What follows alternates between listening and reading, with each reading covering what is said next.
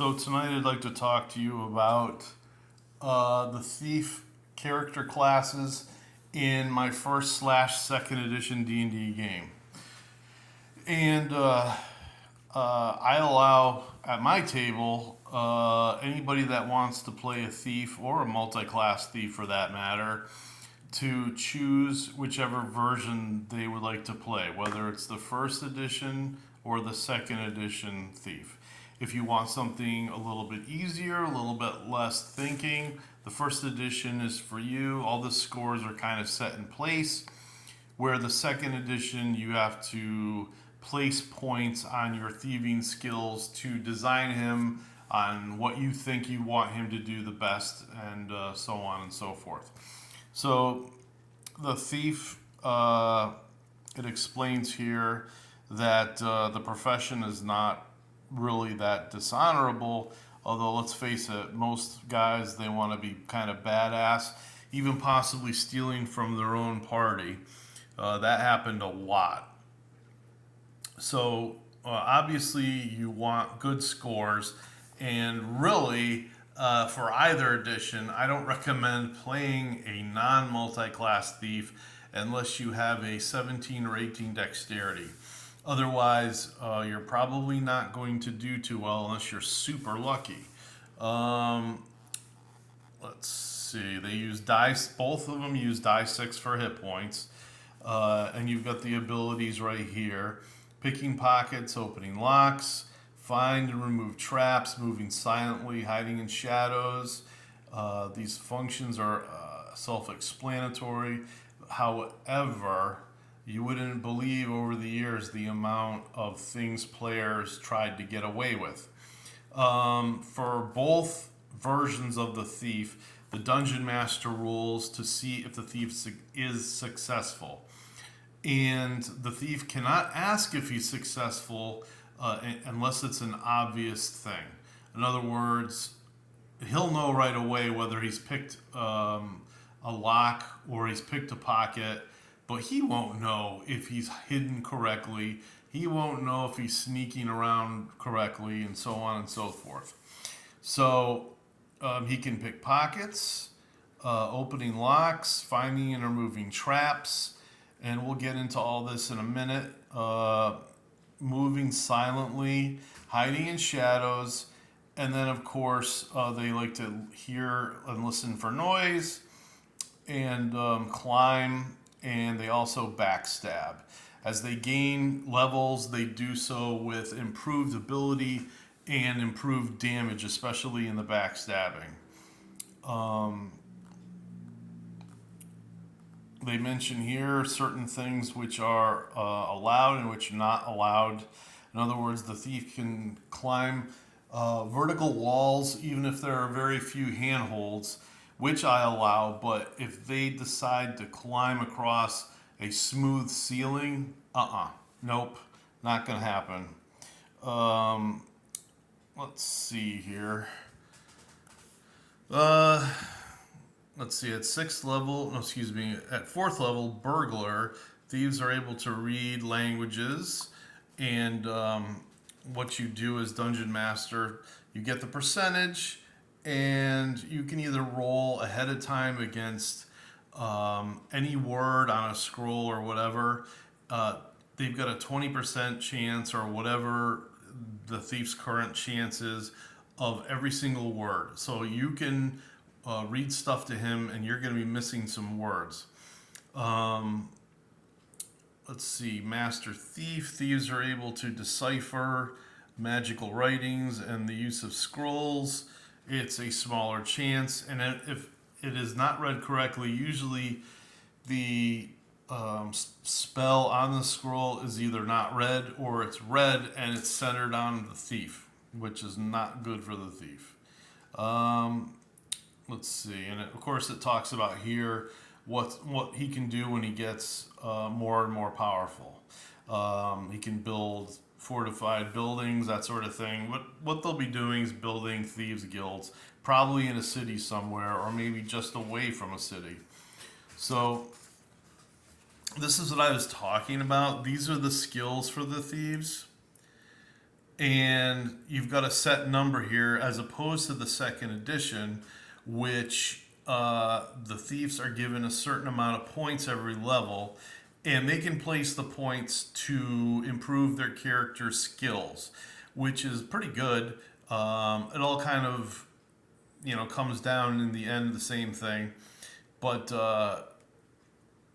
95% is the maximum for the second edition, and some of these go well over, but there are also modifiers depending on what the thief is trying to do. I just want to say too that these are also modified by the dexterity of the thief. So, like I said, you want a 17 or an 18. 16, you'll get maybe one bonus or whatever, but you want those bonuses because at first level, you're going to be failing a lot more than succeeding on all of your attempts to do anything. It's frustrating, but you learn to live with it, and you definitely don't ever want to be the first into combat as a thief. You want the fighters to fight, and then you want to come in and help them mop up.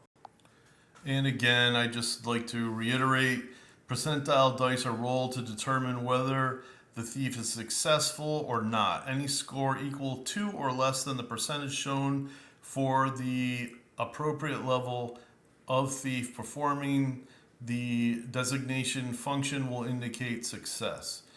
Rolling over it indicates failure. It doesn't say anything here, but in the Dungeon Master's Guide, it says that the Dungeon Master rolls everything for the thief. When we get around to the second edition game, you'll find that all these experience points things are the same, and you've got the die 6, everything is the same. The requirements needed are essentially the same. It's got just about the same blurb here for Gary's writing. It is not honorable, yet is not entirely dishonorable, like I did at the beginning.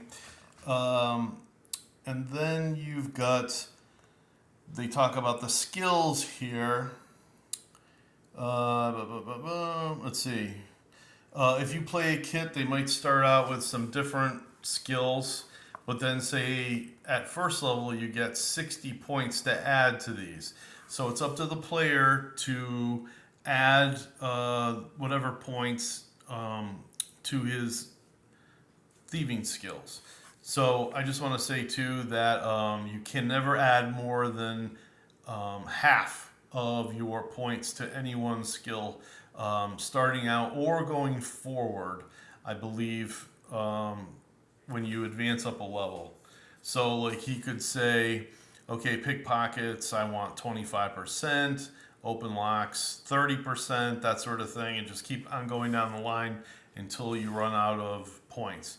Read languages, I think in the second edition you can actually start out with some points, but it's not that useful unless you really know that you're going to be looking at a lot of maps and scrolls and everything in the campaign.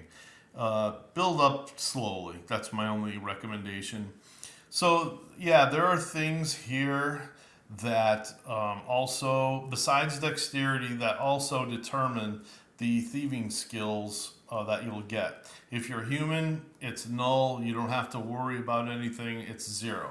But dwarf, elf, gnome, half elf, and halfling, they all have their advantages and disadvantages. I also want to say too, depending on the armor in which they wear, there's going to be pluses and minuses to their skills. If you're not wearing any armor, say you're just wearing a robe or regular clothing, well, first of all, you don't ever want to get into combat like that, but your skills will go up.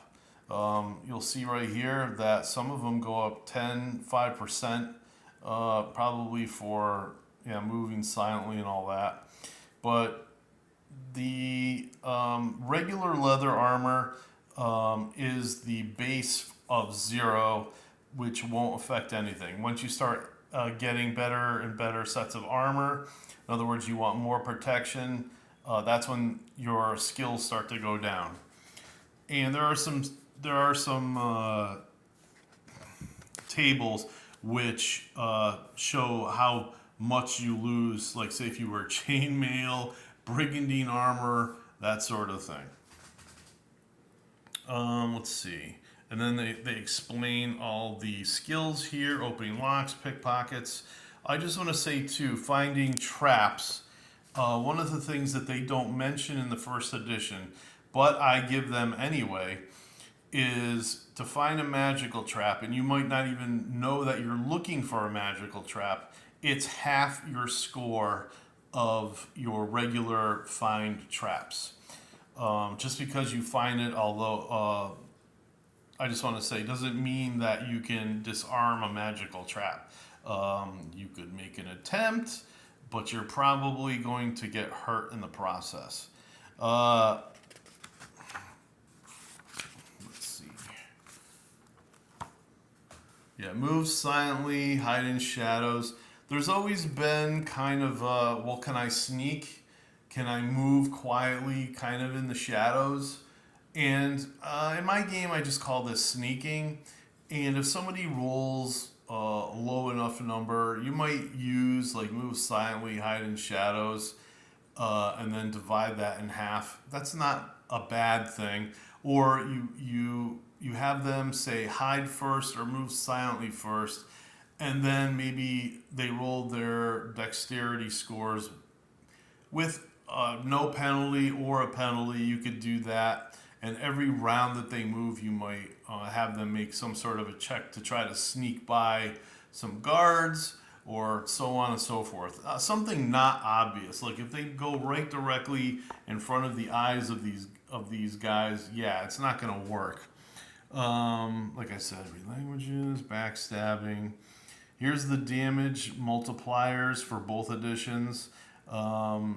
You get up to ×5. So a thief might have, like, say, a short sword, maybe a long sword or something like that, where they stab from behind. And if say it's a +2 long sword, and the thief has 17 strength. Okay. If he's got something like that, this is what you do. You always roll the base damage, and then you add any strength or other modifiers at the very end. In other words, a long sword would be die 8 damage on a small to medium creature, and you have him roll die 8. So he rolls a 4. And if he's, say, 9 through 12, it would be 16 points of damage. Then you would add strength. You would add the sword's bonus at the very end of that. That's pretty good damage, actually. That's like something a fighter would get. It's good for thieves to sneak up behind. Look at this. It says, in this version, thieves do not build castles or fortresses. Instead, yeah, small fortified dwellings. So there might be a couple things that are contrary to the other, but as a player and a dungeon master, you should be able to work these things out. You shouldn't have to argue. You know, the dungeon master's word is always final, that sort of thing. As long as the players are playing within the spirit of the game, I don't usually have a problem with anything that they want to do. And one final thing, thieves have to use the first edition fighting matrix, which is not great for them. So early on, you want to make sure a thief gets a good, magic item, even more so than the fighters. Otherwise, the thief might have to sit out some of the combats unless he's willing to throw daggers or just fire his bow into combat, which is another problem altogether. But I understand the thief wanting to shy away from combat at that point. He's having trouble doing things. Like, he's not going to go toe-to-toe with maybe an ogre or something stronger like that. I mean, thieves probably can fight, orcs or whatever, but especially early on, not so much. All right, have a great evening. Glad to talk to you.